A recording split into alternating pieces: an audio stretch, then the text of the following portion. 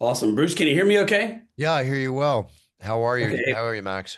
Yeah, great. Thanks so much for joining us. And since you can hear me, I'll go ahead and get started. And with that being said, what's up, everybody? Max Garcia, the motivational speaker here, doing something completely different because today I've been truly blessed with the opportunity to interview a man that really needs no introduction. The one and only veteran voice of the UFC Octagon, Bruce Buffer. Bruce, hey, it was great meeting you uh, back in February whenever you came to Sydney for, I believe, UFC 312. And now you're virtually in my home in Sydney. So, hey, welcome back to Australia for a second time this year, at least second time, and who knows how many times. I think we're going to designate Australia as your second home, whether you like it or not. Is that all right? Huh. I love Australia. I'm my favorite city in the world is Sydney, and I love Melbourne. So, and I know the show's coming up in Perth, but I won't be there for that one. I'm sorry about that. But any chance I can get to go to Australia, schedule permitting, I'm there. So, one of my favorite countries in the world. Yeah, awesome. Mine too, and that's why I married an Australian and moved here when I got out of the Marine Corps. Very So, nice. so Bruce, where to start? I don't even know. You've got your own line of bourbon, which I absolutely love on ice. You've got your own line of men's fragrances. You've got your own podcast, your own energy drink. You're a second degree black belt, I think, under one of Chuck Norris's students, and you've Yes. even suffered your own concussions uh, fighting yourself a few years ago. And speaking of fighting, you spent nearly 30 years now with the UFC, where you've even strategically developed and coined and perfected your own octagon moves, such as the Buffer 180 and the Buffer 360. You're a professional poker player, and there's several poker rooms named after you in Las Vegas. You've been featured in video games, songs on iTunes, movies, TV shows such as Hell's Kitchen, Friends, Entourage, too many things to list, including announcing for so many organizations, including the National Football League in Australia. What I'm leading up to, Bruce, is man, how do you do it? Do you not sleep, or do you not eat, or do you have like a bunch of employees that sleep and eat for you? How do you squeeze it all in? Please help me with my time management. Actually, I'm kind of exhausted even hearing what I do. But thank you for all that. I appreciate it. My career in the Octagon as of February will be 30 years from when I first started, February 16th, 1992, February 16th, 1996 in Bayamon, Puerto Rico. And I've been managing the career of my legendary brother, Michael Buffer, known for the Let's Get Ready to Rumble trademark phrase and the most legendary announcer out there, years before I started in the UFC. So I've applied the same principles. I built his brand, trademarked his brand, and created a lot of products and ventures out of it. And I've owned companies since I was 19 in various different realms, from telemarketing of office supplies to import-export business, motivational speaking. I can go, even on an alarm and camera company, putting alarm system cameras in high quality homes and restaurants and businesses and all that. I can go on and on and on. Um, Entrepreneurship is in my blood. And I realized at one key point that when the UFC I knew was going to be the biggest thing in fighting sports ever, and I wanted to prepare for that. I created my trademark. It's time about 7 years into announcing because I wasn't trademark driven when I first started because I didn't want to be what I always say, like Frank Sinatra Jr. I didn't want to be just a spinoff of my brother. I wanted to be recognized for my own ability and my own uh, style of announcing. And when all this started to take off, then I trademarked the phrase, it's time. And I realized UFC was going to be the biggest thing in fighting sports ever. I believed that from the very first day. It just needed to be refined. It was such a spectacle back then. And I waited and waited, and as the saying goes, and you being a Marine, and God bless you, my friend, because my dad served in the Corps, Semper Fi, for 13 years, uh, World War II in Korea, drill sergeant at Camp Pendleton. I grew up with a drill instructor, and I'd walk in a room and say, Dad, how are you? He goes, son, project your voice, shoulders back, chest forward, you know, all that. What was that you just pointed to? My drill instructor campaign cover. I was also a drill instructor. Semper Fi, as I Awesome. say. Thank you so much. So my daughter has it rough like you, but please continue saying what you're saying, and thank you for the kind words. Please Well, that please was continue. Appreciate it. He was my mentor and my coach, and a lot of my entrepreneurial spirit came directly from him in the companies that he created and the way he led his life. But when the UFC started to explode, and in 2003, when I was in Brazil, and I said it's time, and 20,000 Brazilians in the audience all said it back with me, that's when I knew it had caught on. And that's when I knew I saw the whites of their eyes and it was time to shoot, right? And that's when I started really building and creating other avenues for products. I trademarked the phrase. I started creating products back then, whether it's toys, toys through the UFC, clothing. I can talk about many, many different things that I did. And some hit, some didn't, but many, many did. And out of that, as it became more popular and growing with the popularity of the UFC, which just got bought for 7.7 billion to be shown on Paramount and CBS, which means it's going to be bigger than ever. Wow. This has created the power for me and the recognizability in the marketplace for my image and its time being associated and one of the, as they say, faces of the UFC, which I very humbly say because other people say it, to go out there and find products that I truly believe in, that I want to put my image on, that I want to put my trademark on, that I want to represent. You know, whether it's my cologne and toiletry line, It's Time, which is a top selling cologne, everywhere it's sold, or my bourbon, Puncher's Chance. And um, I coming out with the It's Time sports card and esports center. I'm opening an 8,000 square foot esports center and sports card center in California that I'm going to franchise across the country because I truly love collecting. I truly love what I do. Everything I do, I have passion for, or I won't do it. Everything I do, I believe in, or I won't represent it, right? I've represented things I wasn't truly into. It's not as much fun. I want to do what I'm passionate about and be recognized for and be a product of the products.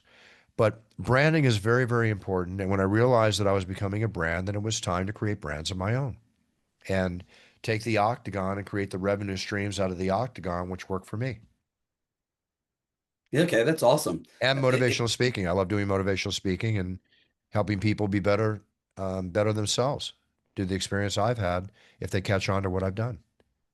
Yeah, awesome. Well, since you mentioned speaking, that's actually what I do for a living. I'm a motivational speaker. I don't know if you remember me mentioning that whenever we met back in February, Yeah. but since you mentioned speaking, um, I'll tell you the challenge for most speakers, including myself, is consistently finding good paying speaking gigs. So I have to selfishly ask Bruce, um, how did you start off? How did you get your first gig in the UFC, which I believe was UFC fight number 8? Uh, that was a good story. I I took Michael down to UFC 6, where I got him a 3 fight gig, and he started at UFC 6. And I had to pull him out of the UFC because we had a big contract with WCW Wrestling, and they were not very happy he was doing the UFC. But I said, let me have him fulfill the contract we signed. He was making a lot of money with them, and he loved the wrestling, as he still does today. So it was an easy choice for him, and it was hard for him to grow with the UFC at the pace that they were going because of everything he did. I talked to them and I pitched to them, you need me in the Octagon. I will help you build this brand. I will help you build this sport. I believe in it. I think it's going to be the biggest thing ever. I'm a brand builder, as I've already proven with Let's Get Ready to Rumble. I've got the media contacts you don't have, yada, yada, yada. Fell on deaf ears. They wouldn't hire me. Wow. A fighter came in and sent me a VHS tape of him fighting. He was named Scott the Pitbull Ferrazzo from Minnesota. He was 6'1", 340 pounds, hands down to his ankles, the perfect Neanderthal fighter that they loved back then. Great guy. And I sent the tape to the owner, Robert Meyerowitz. This is before Dana White took it over. And he hired him for UFC 8 in Bayamon, Puerto Rico. And I got to go down as his manager. And I believe that you don't get something unless you ask for it. I always ask for the job. And I said, look, I got my tuxedo in my bag. Let me show you what I got. Let me announce the prelims. I want to be the Octagon announcer. I want to grow with you. They let me announce the prelims. A lot different than I sound today, right? It's like, no, no, no, no, when I watch it today. Right. But, I did my thing. Um, I said, okay, great. I'm ready to be hired. No, we're going and sticking with our announcer. So about 6 months later, I kept flying into New York, taking him out for drinks, meeting with him, asking for the job, a couple times since then. And then I'm in the hospital with my mother who just had a serious operation, and my cell phone rings, and It's the owner asking me to come to Dothan, Alabama in 2 days. They need me to announce the show. The announcer's uncle passed away. He's got to go to the funeral. And I said, look, I, my mom's the most important person in the world to me. I don't know if I can go. I'll call you back. She was listening, and she said, that's the call you've been waiting for, right? And she's on like the bed, like Talia Shire in the Rocky movies when Rocky can't train because, she fell into a coma when she was pregnant, like in Right. Rocky 2, whatever it was. Yeah. And she looks up at him and goes, win. You got to win, right? Talia Shire. So my mom looked at me. She goes, that's the call you've been waiting for. She raised her hand up and she goes, go. You got to go. And I just heard the Rocky music go off in my head, dun dun dun dun dun dun dun dun dun, dun, and the montage scene and the whole bit. And I'm down there in 2 days. I do the show, the whole show. Think I did a good job. Uh, Come back, call them. Time for them to hire me. No, they hired somebody else. Right. Another 6 months or so go by. Right. Wow. Same attitude. I want the job. I want the job. And they call me up and they say, listen, we're doing a show called Friends, called The Ultimate Fighter, the segment. Um, Warner Brothers is interested in having a real announcer in the Octagon, so the voiceover they have. You want to co-star as yourself on Friends? And I said, of course, love to. So they sent Warner Brothers sent somebody down to pick up audio and tape. Picked it up, called me that night, said be on the set tomorrow morning, 6 in the morning, rehearse all day, film on Wednesday. I met with the owner of the UFC. I'm giving you the short story quick. While No, I go was on ahead. set, and I said, look, I'm co-starring now as myself on the biggest comedy on TV, the most publicity you've ever gotten. I feel like a girl waiting to be asked to the prom, and I'm not getting asked. Right. I'll ask you one more time. I want to be the Octagon announcer. I want to grow with you and help build the sport. And I will do everything I can to promote it. I won't ask for any extra money. Pay me as the announcer. Let me grow. Let me be the best soldier you ever had. Well, it's the best. I'm a big poker player. And that's the best poker hand I ever played. And then I started announcing every show from that point forward. Wow, absolutely incredible story, and thank you for sharing that. And I have to ask because I got to say I'm very impressed with your persistence, and I can relate. I know it's not the same, but as a speaker, like I said, working to get speaking gigs, and it sounds like you had a lot of disappointment, a lot of obstacles. You know, please tell us a couple things, if you would, please. What did you do to keep the faith, to keep persisting? I know you probably must have felt like, quitting a bunch of times with all these disappointments, or were you working yourself to death around the clock? Please tell us how this journey went for you to be so persistent. And by the way, I'm truly impressed that you're such a giver because you put your brother in there first over yourself, which is really impressive. But please tell me tell us all how to be persistent in life when life kicks us when we're down and we feel like it's not possible anymore. It feels like we can't. Passion. Be passionate about what you're doing. I think I've said this earlier. Be passionate about what we're doing. Represent yourself properly. Be consistent, right? Take care of yourself and stay healthy so you can fight the battle. You don't care how much money you make. If you're not healthy, you're not going to enjoy it, right? Mm. Um, Believe in yourself. Set goals for yourself. And if you think that it's not working, then you got to realize when to pack up your chips and find another table to play at, right? But if it's working, keep going for it, but set realistic goals for yourself. Wake up every day ready to be the best you can be because it's time to be the best you can be, right? And don't take things for granted. And also be a role model to your sphere of influence. If you have a company and you're hiring people to do different things in that company, you should be able to do everything you're hiring people to do, right? Teach by example, right? But truly believe in what you're doing. Follow up. Don't try to do too many things at once. You'll do them half-assed, right? Concentrate, set your goals, focus, and make them happen. Definitely. And be respected. Don't lie. Be honest, right? You don't want to try and remember the lies you told. You're going to get caught, right? Right. You're Right. going to get caught. So I truly believe in your product, your venture, your image, everything. Dress to impress, handle yourself with class. We live in a decaying society and morality, and it's important for people like yourself and myself to stand up and be role models to everybody around us so we're respected. Yeah, wow. So when you were going through all this and you were building yourself up, would you say, because you hear people say hard work, and I'm a cross between working hard and working smart. Would you say you were working yourself to death to get yourself in this position where you're working around the clock and just absolutely killing yourself, or did you just stay persistent? Please tell us a bit about that. I did. I worked. Yeah, I worked hard. I was probably, killing myself in certain ways. You got to take breaks. You got to maintain yourself. You got to stay healthy. I'm a bit of a workaholic. I still do it today, but you want to take time for yourself. You got to let yourself rest. You got to nourish your body. You got to nourish your mind so that you can do your job properly. You don't want to burn out. Don't Yeah. want to burn out. Very important. You got to know when to Beautiful. take a break. Okay. Definitely. Awesome. This is incredible advice, not only for myself but for all of my supporters out there, Bruce. I can't say thanks enough. In closing, any last minute words of wisdom do you have for someone like myself who would like, or any speaker who would like to tap into the Las Vegas market? Any closing words of wisdom before we finish? Well, I mean, you asked me a question earlier. I was asked to do, I did motivational speaking because I taught hundreds, if not thousands, of salespeople how to sell over all the companies that I've had because I own telemarketing companies and other companies. I did everything legally too, by the way. I was the Wolf of LA, not the Wolf of Wall Street. Um, the motivational speaking came along because of what I'd accomplished in life, and people invited me to start talking at different shows, whether it be JT Fox and others.